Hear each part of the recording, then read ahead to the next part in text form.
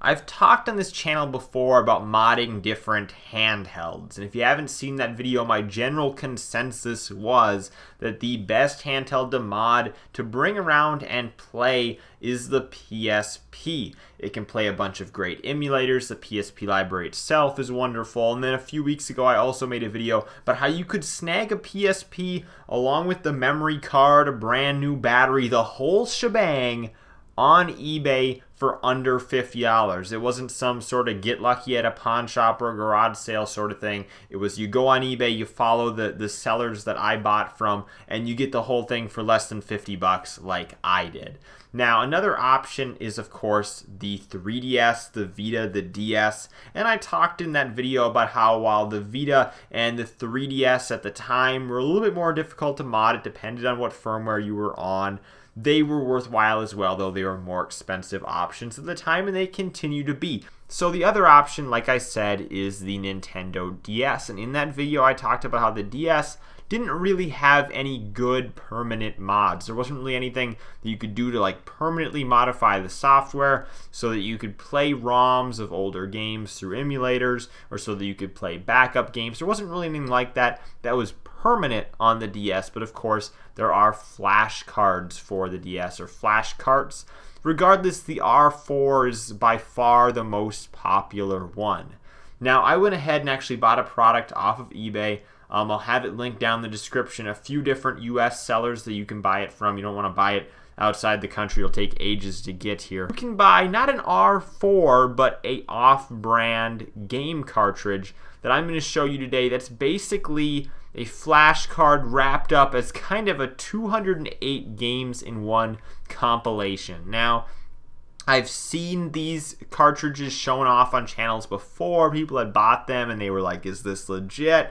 You know, it seems strange to think that you could get 208 games in a single box on a single cartridge, but of course, this cartridge really is just, you know, a flash card with a micro SD card on it. Inside that micro SD card is basically 208 Nintendo DS ROMs that somebody put in there, packaged into a box, made look legit, and sold to people who didn't know any better. So we're going to take a closer look at that cartridge today. I did pay, I want to say, roughly $25 for it. You'll also see that I am using a Nintendo DS XL. You can get a regular DS, the smaller one. I would say don't pay more than $25 for it. I paid $45 for the XL. I do think that was a little high. I would probably say don't pay more than $40 for the XL. If you look at the Facebook Marketplace in your area, Craigslist in your area, the DS is extremely cheap to pick up, and you can probably typically get games thrown in with it. I don't know the details of how flash cards work, but this is an Ace 3DS Plus flash card. I believe this will work in some 3DS models. And then there are emulators shown here, like the Game Boy I got really excited about. These do nothing. I can click on them, they don't do anything. Nothing. These don't react, they don't do anything. So obviously those games were left off of this 208 game build here, but you do get the Nintendo DS ones and this long list of titles that are included. They put all the Pokemon ones here at the top, thinking those are probably the ones you're going to play the most often. So we can just click on one of those and boot this up. So we'll take a look at one that I've played before on here, which is Soul Silver, and we'll boot that up. And I'll show you that the save game utility in this actually does work, which it doesn't work for all the off-brand flash cards. So the fact that it does work in this one is obviously very big. You don't want to be playing a game and not be able to save.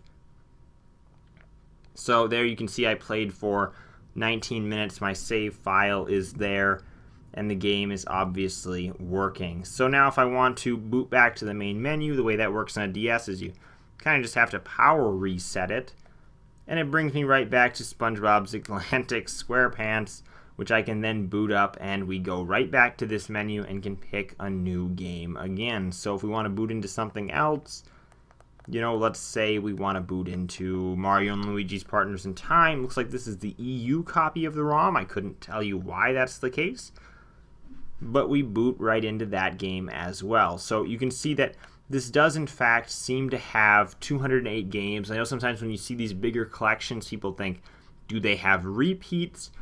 From what I know, there are no repeats in here unless you count like Pokemon Black and White as, you know, being basically the same game, and those are repeats, but there is no true repeats in this entire cartridge.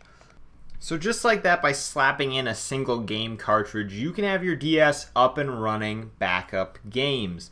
Now the question is, why not save a few bucks? I'm talking like $5 probably only, and buy an R4. The reason why I did not buy an R4 was I didn't want to go through all of the work of setting it up. There's a lot more that goes into an R4 than just the simple plug and play that a collection like this gave me.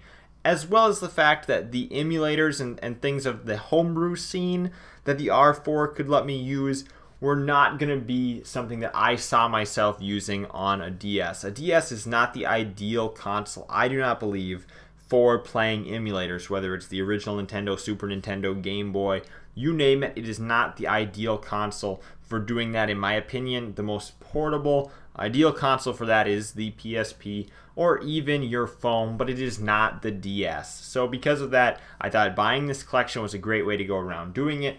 This is going to run you about $25 to $30 for the collection of games, as well as $20 to $25 hopefully for the cost of the DS, and a little bit more if you buy an XL. This does make it be more expensive than the PSP if you would be to buy the XL, and right on par with the price if you were to buy a regular DS. Does that make it be a better option than the PSP?